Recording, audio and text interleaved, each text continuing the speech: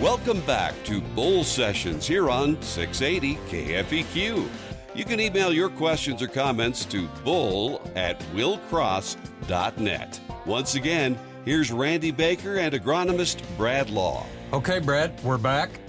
Did you save that thought or did you forget it? Well, you were rustling so many papers over the break. I found one, and I want to read this. Well, I will let you have some time. I need some time here.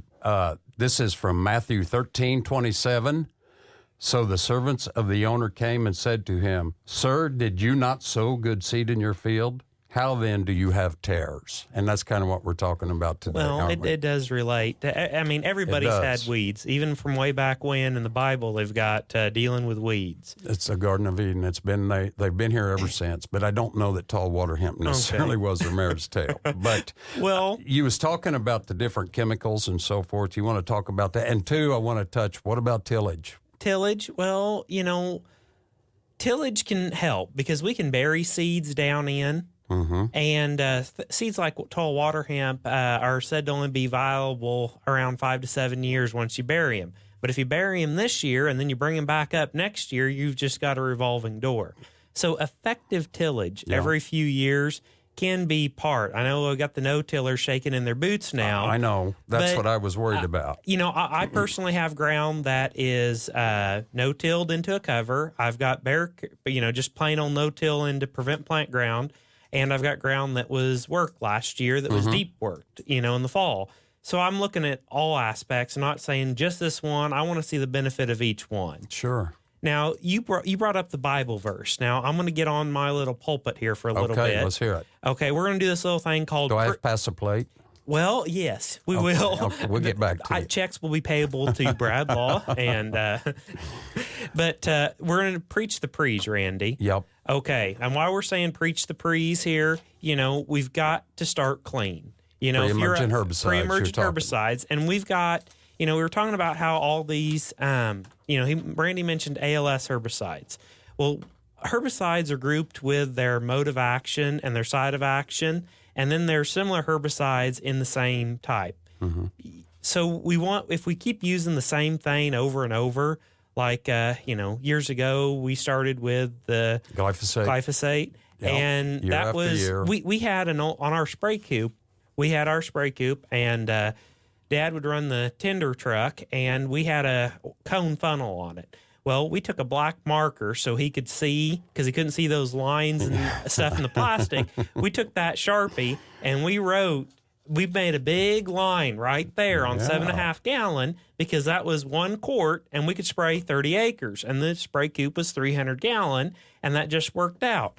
Well, that's what we knew about spraying, back decades ago, and it worked. Well, same thing, year after year. And that was horrible to do. And if you don't learn from the past, you're doomed to repeat it. Yes. So we learned from that, or I learned from it. And that's why we're doing these prees. We talked about the rain for activation, rain to stay active, and too much rain, it's gone. Right. And you're only going to get about, somewhere around 30 days of good control out of it. Mm-hmm. Then you're going to get suppression, which means you're going to get weeds starting to pop up. And then after that, it's just going to be if it sticks around long enough to ding the crop next year with... carryover, something like a... first rate in corn. Well, first rate would, or like if you spray something like Flexstar, and it's got a 10-month rotational interval to corn, right? We've got to obey that and say, we sprayed this late on some double crop beans, and now my corn's got these funky lines and stuff in it, We saw that. That's how we know. It's happened. And so we're trying to, use these, and we're going to push them. But if things don't go right, you can even get this wonderful thing called friendly fire. Do you know what friendly fire is, Randy? I don't know that I've experienced a lot of friendly fire. Friendly fire? Well, friendly fire in the military is when you accidentally harm somebody on your side. Yes. Okay, and what can happen is, let's say you went out and you planted your beans, and you had your guy come and he sprayed, let's say something that was a PPO, and he sprayed right after the planter, and everything looks perfect. You know what usually happens after that? What? It usually pours down rain. Oh, that's just what we don't want. You know, and we've got beans starting to come up, and they're cracking through the soil, and then we get this pouring down rain. What does that do to that herbicide that's on top of the soil? It'll splash it up on that little tender plant. Yes, and the neat thing about, you know, when you start looking at plants, some plants are broadleafs and some are grasses for our purpose, like corn's a grass. Yes. Do you know what type of plant soybeans are? They're a broadleaf. Okay. Tall water hemp, what type of plant is that? It is a broadleaf. Okay, so now we're going to get some friendly fire from our herbicide onto those beans. I mean, what was it? I even had some this year. You know, hey, my beans are dying. Well, ask them, well, did you spray a PPO, you know, like Authority, or did you spray Valor or something like that? And they're like, how do you know what I sprayed? Well, it wasn't the chemical guy's fault. It wasn't the sprayer guy's fault. It wasn't the planter. Not the herbicide's It wasn't fault. the beans' fault. What it was is you got stuck in between that rock and a hard place. You know. In fact, we went on a call in Nebraska on that. You remember up there? That's the first time I'd saw that. Yes. And you, Bradley, with that infinite wisdom, figured that out. I was impressed. That's why you're still here. Well, you know, every once in a while I've got to get up with something good. Yeah, so. you do.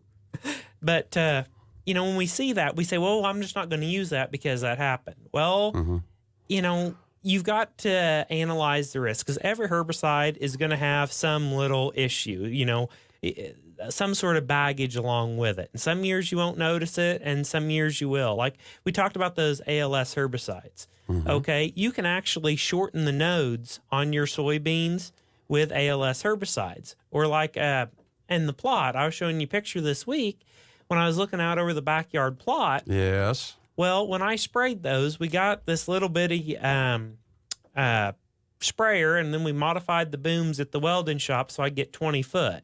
All right. Now, when I sprayed those crossways of the row, I was using burner and because we've got conventionals, we've got Liberties, we've got Roundups, so we've got glide tolerance. Everything's in the plot, all side by maturity.